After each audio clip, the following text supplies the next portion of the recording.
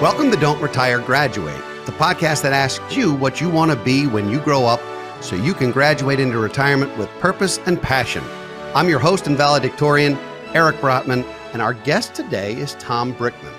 Tom is a proud married dog dad from Dallas, Texas. He recently retired from his 9-to-5 work to work on real estate. He has 22 properties now. It's a resale business. He also runs the frugalgay.com. He provides one-on-one coaching, covers financial literacy and real estate for building wealth. And I'm so excited, Tom, to have you on the show. Welcome to Don't Retire, Graduate. Thank you for having me. I'm excited to be here. Well, you know, most folks don't, and I'm putting retire in quotes, most folks don't retire at 37. You know, I'm well beyond 37 and decidedly not retired. So let's talk a little bit about that. Did you mean to do that? Was this on purpose?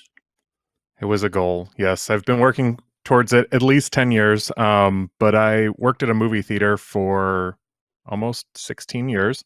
And I knew that I did not want to work for another employer because making more money at a different job that I didn't like wasn't going to make me happy.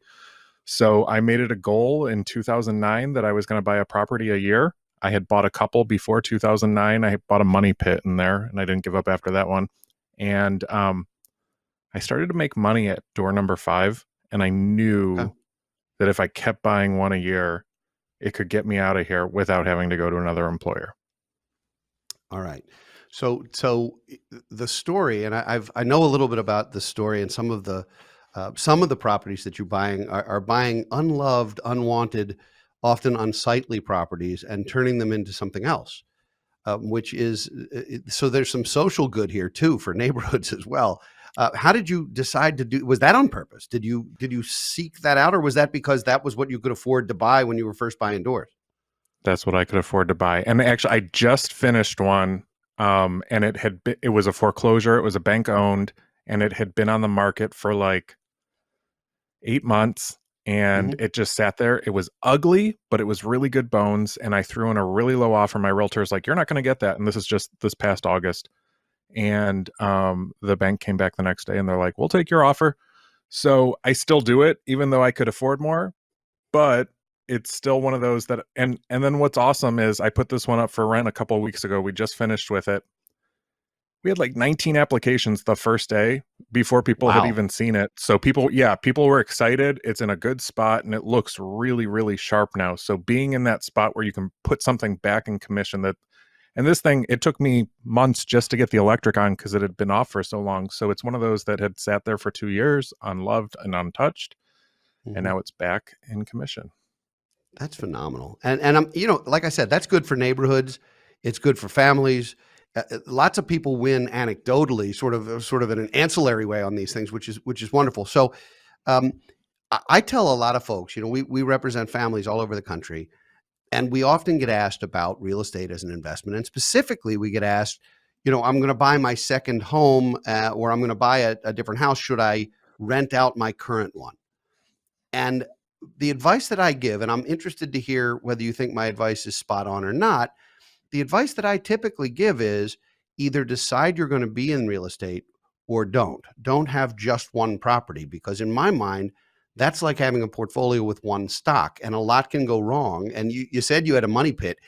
If you only have one property and you have a lousy tenant or you have significant bones issues in the home or whatever, you're sunk. You're in deep, deep trouble. Whereas if you have 10 properties and you have one lousy tenant, you can survive that. So how am I doing from an advice standpoint on the real estate side? Completely agree. Okay. And that's what I tell people when I start with them is, you know, I started making money at number 5, and it took me getting to number 5 and lots of duds and some bad tenants and an eviction. And I mean, I learned everything. I started at 21. So I had no idea what I was doing, and I was just winging it, and a terrible landlord to start because I lived at the property. I was actually house hacking. So I was not a fun neighbor, I'll say that. But I didn't know, you know, I just didn't know. I'm like, I want to live in a place that's cheaper. And that was the goal. And that first winter when that furnace went out and I had to come up with like $2,500 real quick, I'm like, I need to figure this out quick. And same thing when a water heater went out. And I mean, you just learn as you go. So yeah, I agree with that, spot on. It's not for that one door. I mean, you can do it with the one door, but again, you have to really build up your if you're going to retire from this, that one door is not going to cut it unless it's, an amazing 18 bedroom door that you can rent out all the different bedrooms or something like that. So a boarding house. you're, Yeah, you're gonna you're gonna create a basically. you're gonna create a hostel somewhere in Dallas. Are all the properties you own within that radius? Are they close to? Are they all in Texas? Are they all in the Dallas region? They are not. So I have 14 doors up in Ohio, and I have 8 in Dallas are my 22, and I don't count my own residence as a door because it's not producing income. No, it's not. In fact, it costs you money every day, every single day. So why Ohio? Do you have ties to Ohio, or how did that happen? Everyone asks. That's where I started in college, and it was I bought a $90,000 duplex was the first one, and I lived upstairs, rented out the downstairs. It covered almost my whole mortgage. It was a perfect scenario. Left Ohio. That one continued. I still hold that one 19 years later, and it's still making me money. And I bought a bunch in Dallas. And then when I got priced out of Dallas, like 2018 is when it started to not make sense to keep buying here because I was cash flow negative.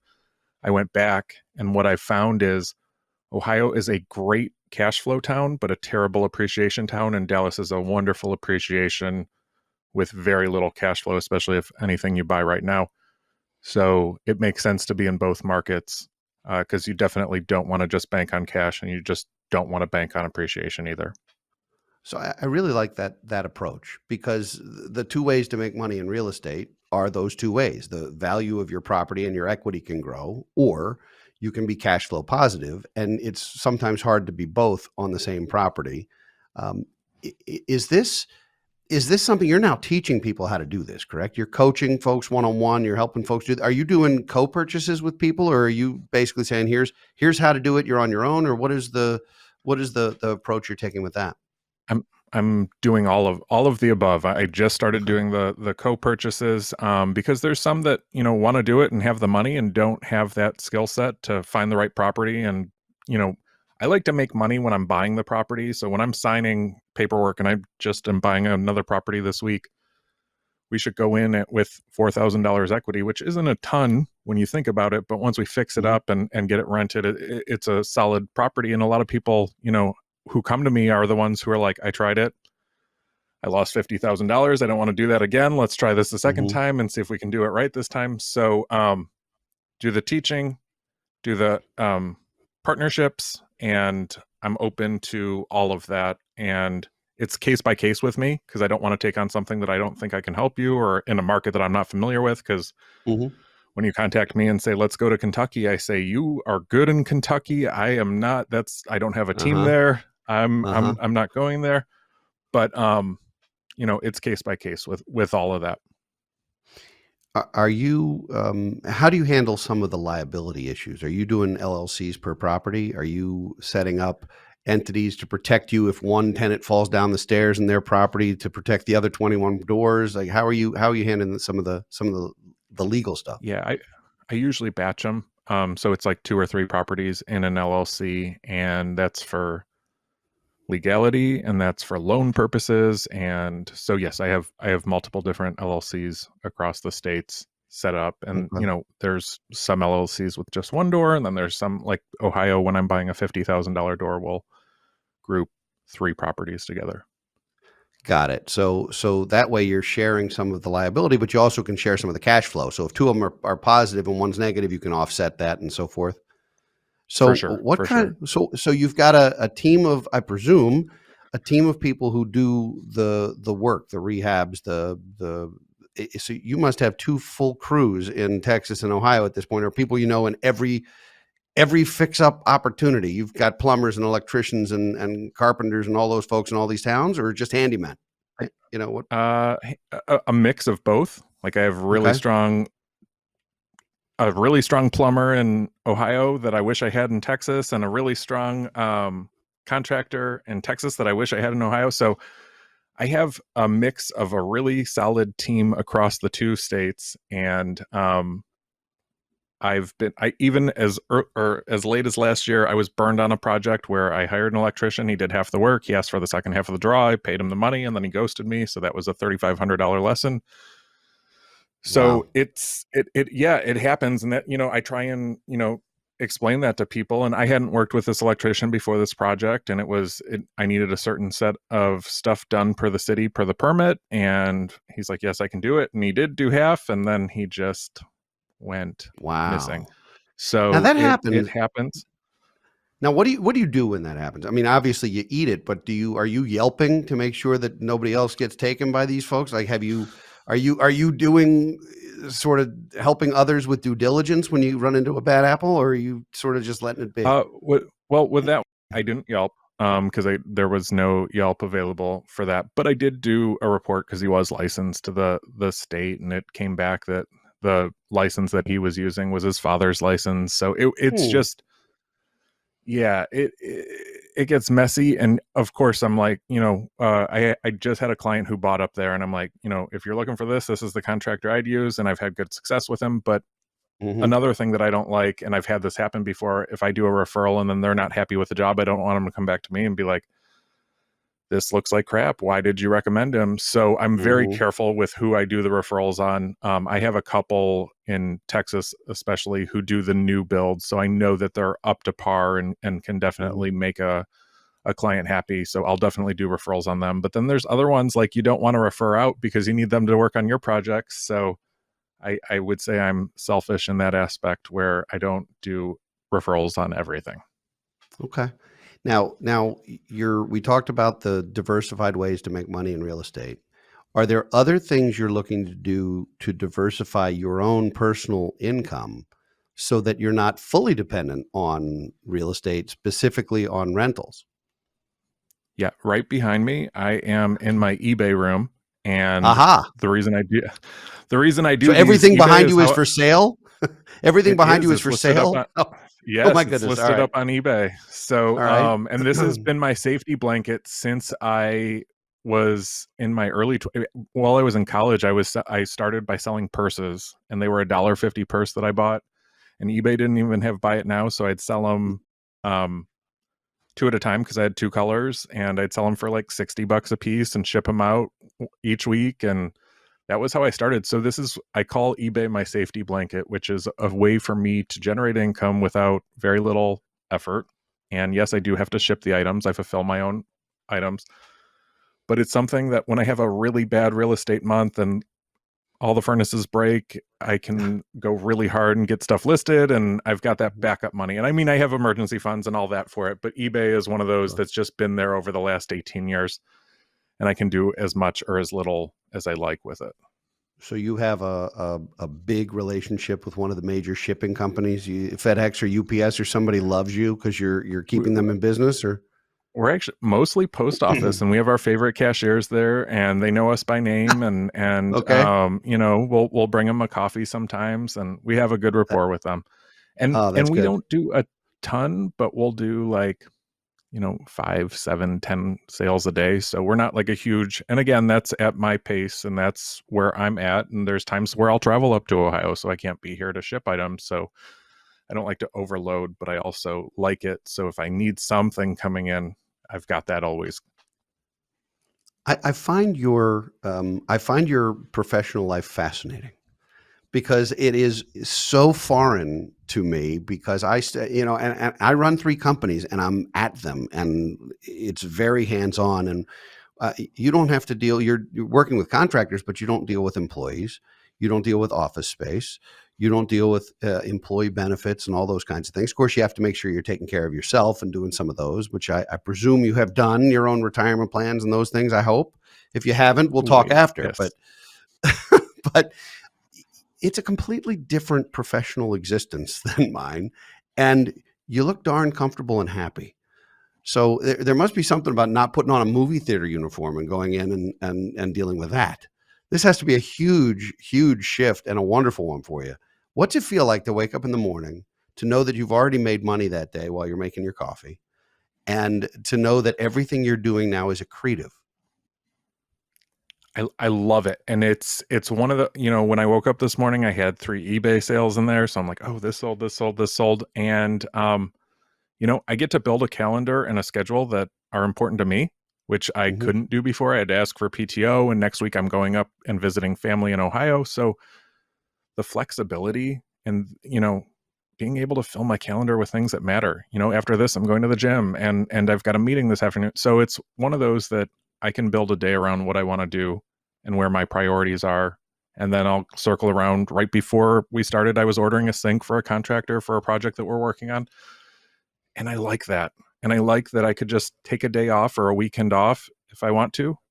And I couldn't do that before. And I thought about that this summer. It was my first time away from the theater during summer. And I'm like, man, I can't even remember what July was like, because you could never ask off for July because it's busy and there's movies and this and that. And just this past year has been fantastic, exciting, and just things that I had forgotten about. Like, I think I've spent more time with my family in the past 14 months than I had in the past 15 years prior.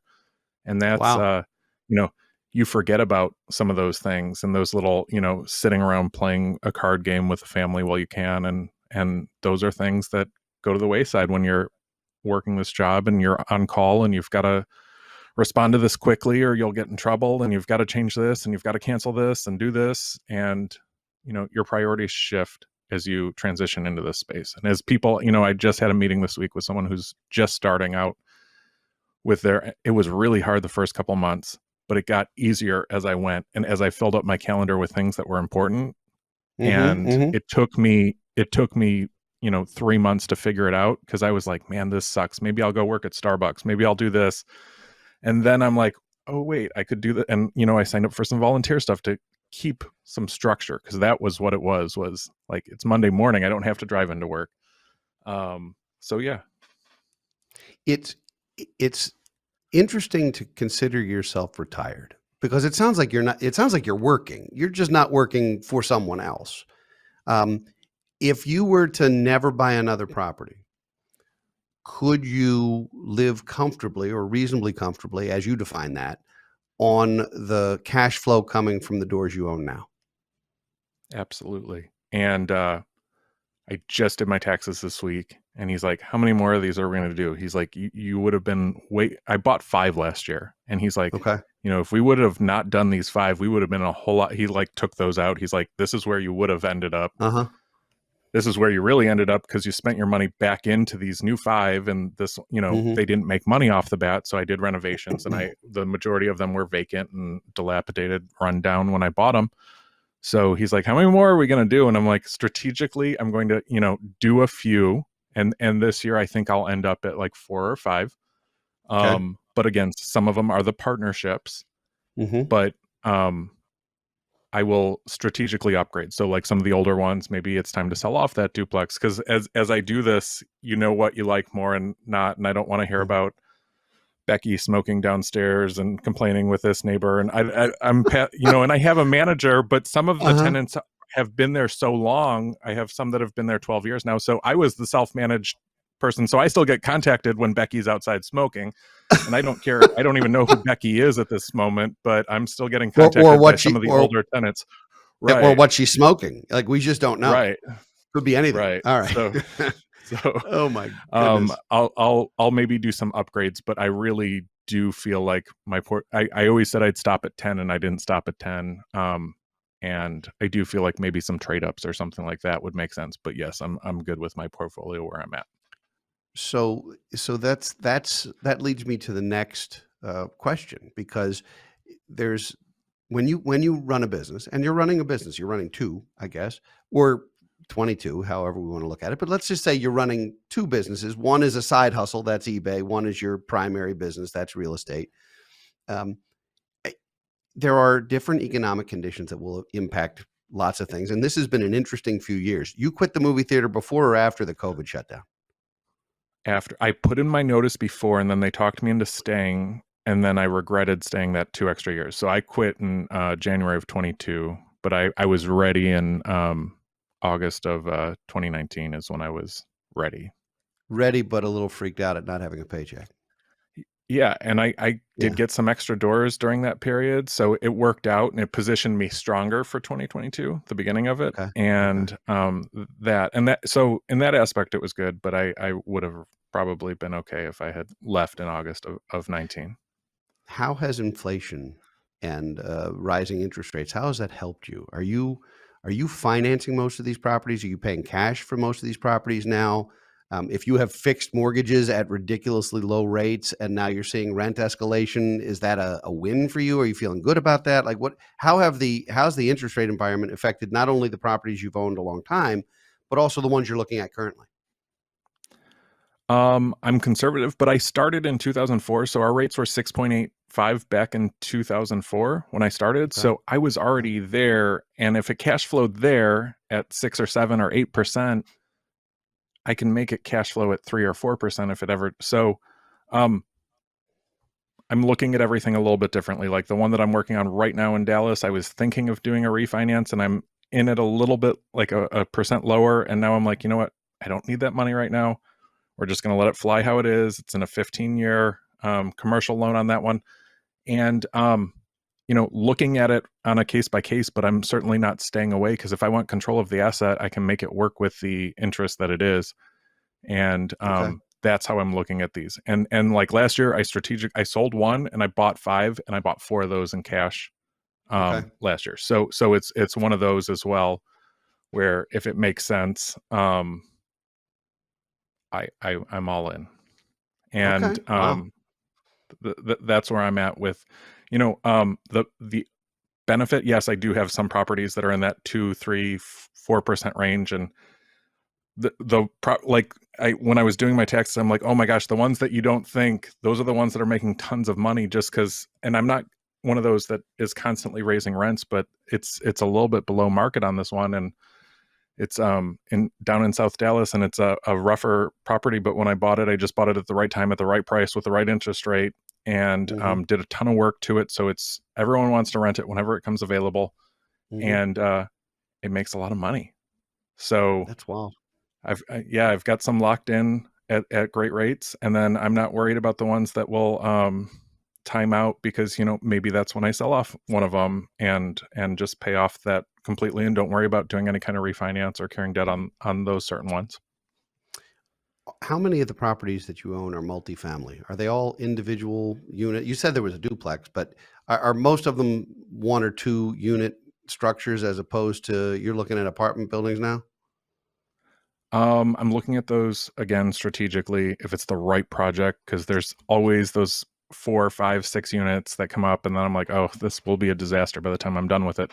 So Hmm. I do have one commercial space that is mixed use with some residential, and everything else is either single or multifamily. Yes. Are you exploring other avenues in the real estate space other than residential or mixed use? Are you looking at commercial? I mean, commercial real estate's in a doldrum right now. It's a scary place because the workplace has changed so much, and certainly nobody's excited about buying malls, or unless you're going to turn them into assisted living communities or something. Like what else in real estate do you like right now, if anything? So I do still like commercial, and it's case by case. I'm not buying malls, but I bought that. So it's 3 residential and then 1 commercial downstairs. And I was real nervous when I had the turn, and it was the first turn since I had it. I had a barber in there, which is something that you can't work remote. And they Right. up and moved out, but they actually did a referral to another barber. So I had like a month gap in there between the 2 different tenants, and I was like, man, I got so lucky with this one. Hmm. Um, because it could have sat there for months and gone unrented. But because I've positioned myself with residential above it, I still have the income coming in from the building. So it's not one of those that I'm like, quickly, I have to get it. I'm looking at, maybe some syndications, maybe something in that where it's more hands off. And I know that that's out Hmm. of my control, but I don't have a lot of exposure in that. And maybe something like that. So I don't have to hear about Becky smoking outside. It's all third party, and I'll just have my Who money is in this? it and Who not do. is this Becky? This chain Oh, smoker, and why Becky? she Why I is it get always Becky who smokes? I have 3 or 4 tenants that have been there a really long time, so I still That's get funny. contacted on stuff that I pay a That's manager funny. to handle anyway. But it's just a recent incident with someone, and that was literally my response back. I'm like, who is Becky, and why am I hearing about her? She's the girlfriend of whoever lives upstairs. I'll tell you Oh that. dear Lord. Okay. Well, hopefully her partner will get an upgrade at some point. Yes. That's really good. So what other Or kinds I'll of, sell off that duplex. Then I don't or have to yeah, hear well, about yeah, it at but all. Yes. well, sell it before this show goes live, because people are going to know if there's a duplex for sale and you're selling it, there could be a smoker named Becky. So That's I mean, true. if this show goes viral, you're going to have a hard time selling that duplex. So I'm sorry, I just hurt your property values just It's a by good being on the neighborhood. show. I get poached constantly on that one. So I don't think it's in the Okay, right all right, neighborhood. And I bought, all right. so it's one of those that people want, Well, that's good. I don't want to even with cost you Becky. money. I don't want to cost you money today. Under any circumstances, that would not make me happy. What other kinds of financial instruments or investments do you deploy or use for your own well-being, or are you all in, and this is where your wealth is and is likely to stay? No, still even, stocks. I have a stock portfolio, and then I do some alternative investments through my IRA, meaning I'll buy shares of like artwork, or there's Mhm. several different things that I've done through the IRA and through stocks. So I think last year I hit like the $300 a month in dividends. So it's one of those that I Mhm. like to build it up. So I'm continuing to do that. So I have that as the backup, and it just reinvests right now, but it's there. So even as it dips and goes down, and I just keep, every week the money goes in and it reinvests, and that's one of those that everything else falls apart. I've got that, and that was it. I got real nervous at COVID. I'm like, and I've structured it so if I get rent from, at the time it was 4, if I get rent from 4 of the, and at the time I think it was 18 or 17 or 18, I'm like, if I get 4, I'm covered. My bills are paid. I'll figure out the rest. I'll Wow. sell some stuff on eBay. So I'm not, over leveraged. And that's what makes me nervous, even with a lot of the people who were jumping into the Airbnb market. And, Mhm. that's been a big thing where I have one, and it's a great one. It's not in a vacation destination, but it makes money. It doesn't make me a ton of money, but when I travel, I can stay at it. It's one of those, and I'm Mhm. good with that one. And if it doesn't rent, I can still pay my bills. It's one of those, Is that and where you stay it in makes me. Ohio?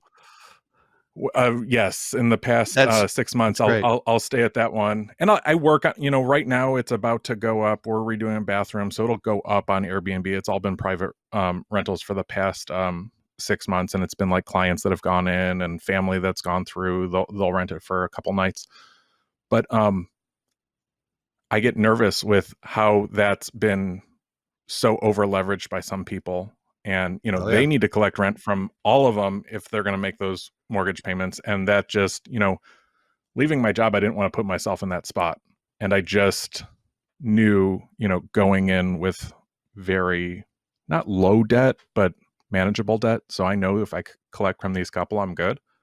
That just Okay. makes me sleep better, and knows that I don't have to sell purses on eBay to pay the mortgage that month. Well, we are running short on time, and there's so many more things I want to ask you, because it sounds like you've taken some lumps. You've learned a heck of a lot. Some of it the easy way, of course, some of it the hard way, and now you're dispensing wisdom for those who want to hire you as a coach and other things. How can folks get in touch with you if they have interest in getting to know what you're doing and what you're about? So first and foremost, I'm on Twitter, very active over there, and it's at the Frugal Gay 11, and I am available through my website, through email, and that website again is thefrugalgay.com. Okay. Website and emails listed right on there to find out more, and just ask one-off questions. I get a lot of that, so you are welcome to do that. And same with Instagram and TikTok. I tend to not go over to, but you are welcome to message me there, and we will try See our what best to happens. get back to you. Yes. So let me ask you one of my favorite questions, which is, what do you want to be when you grow up? What do I want to be when I grow up? I want to be what I started doing at 21, which was buying real estate, but I want to show others how to do it. So they're not, I've worked with enough clients now. And sometimes when they come to me, I'm like, you make way too much money to be this broke. We can figure this out. So I love being in that spot. And by Mhm. the end of, that took a year of me working with that client, but by the end they were homeowners. So I want to be able to not only do real estate, but be able to teach others how to buy real estate responsibly and stop that cycle. Like working with them for a year was like life-changing for me, which sounds crazy, but it was just, they realized by the end of that year that they don't have to live paycheck to paycheck and they can build wealth through real estate. And I love that, and being in that spot to be able to share that. Financial literacy is huge, and people struggle with it. Oh yeah, It's they not do, and so. and there's So that's a great plan. There's a great a significant confusion between income and wealth. They are not the same. Income is what's coming in. Wealth is what you've built and what you can access. And there are a lot of folks who make a lot of money and can't and have nothing to show for it. And there's a lot of folks who don't make a lot of money, at least on paper, but have built empires. And you're clearly building an empire, and I give you an enormous amount of credit, and I think it's great that you're teaching other people, because these are things folks need to know. And so we're at that moment in our show where I need to get an extra credit assignment from you, because I despise homework, except when my daughter has homework. I do find that kind of funny, because I don't have to do that anymore, and she does. So tell me, what would the extra credit assignment be? What should folks do if they're thinking about being involved in real estate, or if they're doing it and they're not sure they're doing it well, or what's the one extra credit assignment today? can you start with a budget? Can you see where your money is going? And that's really where I start. A lot of people is, especially when they come to me, they're like, I'm just not making enough. I'm not doing this. You don't need to jump into a side hustle till you understand where your money is going. And there's a lot of times when people sit and do that budget and they're like, I didn't even realize I was spending $380 on subscriptions for 10 different services that I don't use. So I kind of start with that. And then if you want to jump into real estate, what I usually tell people is, let's start a watch list and decide where we're going. And are we going after cash flow, or are we going after appreciation? And what market are we in, and where does it make sense? And then, you know, if you don't own anything, I'm like, how can we get you into a house? How can we make this work? How can we do that? Because that's really, you know, people will dog landlords and that, but really wealth building, having some sort of real estate in the portfolio. I made like an average of $50,000 a year at the theater, but I was able to hit that, you know, net worth of $1 million at 31. And if I didn't do real estate, I probably would still be handing out popcorn right now. And that's what I try and stress when we get to this with people with wealth building is you can really accelerate wealth with real estate. This has been insightful. It's been fun. Tom, thank you. Thank you for being a guest. It's been great getting to know you. I hope folks will check you out at thefrugalgay.com and on all of your social media sites. And I hope we'll continue to collaborate down the road. You never know. And it's been just a pleasure having you on the show. Thank you. Thank you for having me. I'd like to thank all of you for listening and watching today. We'd love to hear from you. So please send us a message or leave us comments at don'tretiregraduate.com. If you enjoy our show, share it with friends and family so they can join you on your journey to financial freedom. And please leave us ratings and reviews on social media or your favorite podcast platform. We'll be back next week with another installment of Office Hours, and in 2 weeks with another engaging guest.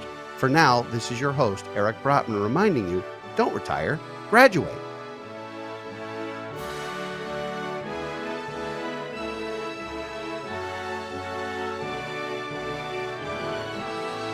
Securities offered through Kestra Investment Services, LLC, Kestra IS, member FINRA SIPC. Investment advisory services offered through Kestra Advisory Services, LLC, Kestra AS, an affiliate of Kestra IS. Kestra IS or Kestra AS are not affiliated with Brotman Financial or any other entity discussed.